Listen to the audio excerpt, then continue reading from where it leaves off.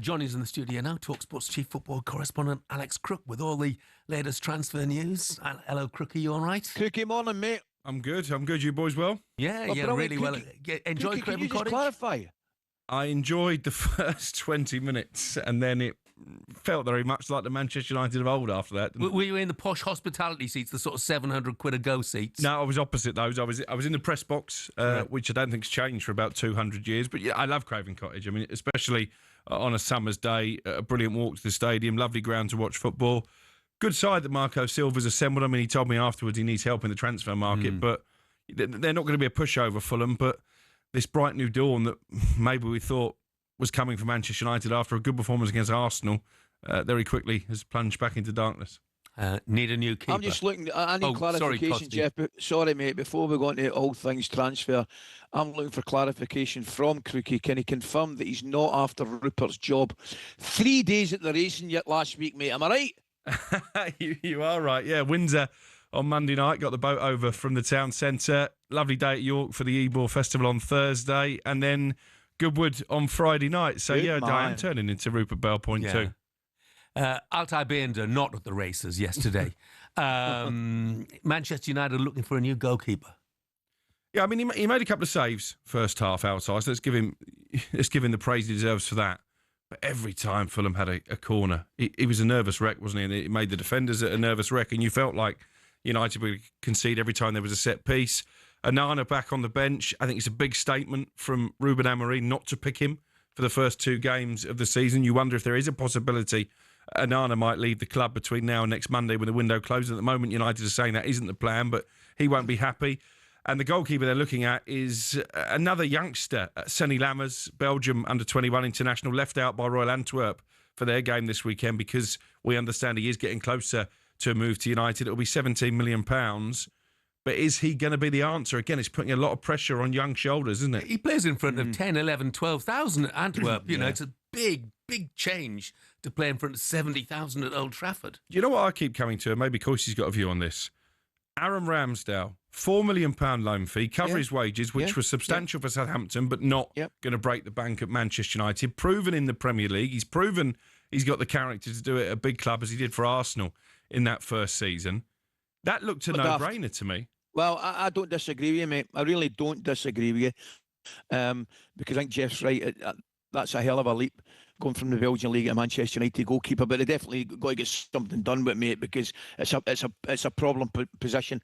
And I don't necessarily disagree with what you've said there. I tell you where I'm keen to go, mate, and I'm really interested. A player that I think at the peak of his form was just about an automatic England choice, but he's now completely and utterly, sadly lost his way, Crookie, Raheem Sterling. Yeah, well, he's one of a number of players who I think is going to have to leave Chelsea between now and Monday, but he'll do it only on his own terms. You know, he's still one of the best paid players at Chelsea. I think he feels a little bit mistreated, having been promised when Enzo Maresca came in at the start of last season that he would be part of the plans, and then that all changed, if you remember, when he was left out the squad for the opening game at home to Manchester City, went on loan to Arsenal, didn't work out for him there. And I wonder if Chelsea are going to have to swallow a similar deal, because if you remember, that Arsenal move happened on deadline day. They ended up paying something like 90% of his wages, Chelsea, just to get him off the books for the season. And I wonder if that may happen again. It was interesting, there were members of the Chelsea hierarchy, Sam Jewell, one of the top guys there in recruitment at Fulham yesterday. And Fulham are one of the clubs that are interested in Raheem Sterling. As I mentioned already, Marco Silva says they need reinforcements. And I think that would be a move that would appeal to Raheem. He doesn't particularly want to leave London. That's one of the reasons he signed a long-term deal at Chelsea in the first place. There's been talk of West Ham. I know Palace have always had a historic interest. And we disagree on this. You think West Ham be a good move for Raheem Sterling? I think Fulham could be a better one. I think Raheem Sterling to West Ham would be a good move for West Ham. I don't necessarily think it would be a good move for Raheem Sterling. You know, I just think that West Ham, they've got to get some bodies in through that door, and it appears they've got precious little money to spend. You look at some of the recruitment over the years, and you can only think about the amounts that they've squandered, and they don't really have too many sellable assets, you know, if it's a case of having to sell before they spend. I mean, they've only really got Paqueta or, you know, for goodness sake, you know, don't shoot the messenger, West Ham fans, or Jarrod Bowen, who's under contract till 2030. But it's a good point. And again, I'll bring Ali in on this. Jarrod Bowen, far and away their best player. Even in these first 2 games of the season, he's been the one shining light for West Ham. It's a World Cup year. He was left out by Thomas Tuchel for the last England squad. I don't think it's a guarantee that he's back in on Friday. If he's looking around and thinking this is going to be a season of turmoil, should he push for a move, Ali, for the sake of his own international career? Oh, dear me, Crookie. Listen, that would be a serious nail in the coffin for the West Ham fans, man, if they lose somebody like Jarrod Bowen. But selfishly, if he's going to look after himself, it's not beyond the realms of possibility he can get back into the England setup and England team by playing well for West Ham. But if you're asking me the honest question, would he have a better chance of getting back in the England team playing well at another club that's been more successful? Then the obvious answer would be yes. That's the obvious answer, I think, from his point of view. Coisty. Yep. I'm just getting a call. It's Danny Dyer. He wants a word with you. But I was just about to say the one thing he is, Jarrod Bowen, he looks an honourable man, and while he's at West Ham, and he clearly loves West Ham, he'll give them everything he's got. Whether in doing that gets him back into the England international team, Crookie, I ain't so sure. Look, it's been a bad enough weekend for West Ham. Let's move on. That would be an awkward Christmas dinner conversation if wouldn't it just? I dare not ask this, really, but I'm going to. Anything more on Alexander Isak? Not much seems to be moving at this stage. I think the vibe I was getting last week after Isak released that bombshell statement on Tuesday night and Newcastle responded very quickly with a statement of their own, was that, if anything, that had strengthened Newcastle's resolve that he wouldn't be allowed to leave this window. Certainly, I think that's Eddie Howe's interpretation of events and the people on the ground. But ultimately, it's not going to be Eddie Howe who has the final say, is it? It's going to be the Public Investment Fund over in Saudi Arabia.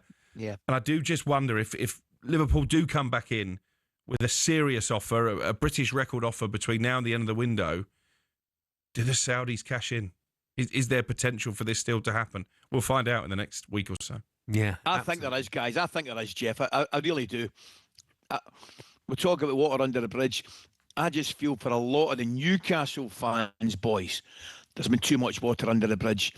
And I know you wouldn't want to lose them without getting a replacement in, but that's going to be a long walk back into that dressing room. It's going to be an even longer walk back out in front of those fans. And I know everybody says, get back in the team, score a couple of goals, and everything the garden will be rosy again. I'm not so sure.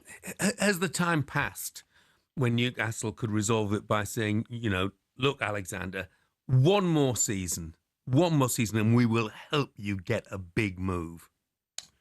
I just think the way that he's gone about it, and actually I've spoken to a lot of agents of high-profile players who've been in situations like this themselves. I was with one in the box at York Races last week, and they were saying, we thought about it. When we were trying to get a move, we thought about releasing this statement. But when you do that, it almost gets you to the point of no return. Mm-hmm. That's why not many players do. I think Johan Wisser is still contemplating taking similar action, but I think he's keeping his powder dry and hoping that the two clubs can still come up with a fee. Because once you do that, you alienate your manager, you alienate a lot of your teammates. It was interesting, Bruno Guimaraes reacted with a picture of him in a Newcastle strip on social media soon after that statement, and you certainly alienate the fans. I think there's going to be a lot of negativity and negative chanting towards Alexander Isak tonight. Oh, yeah.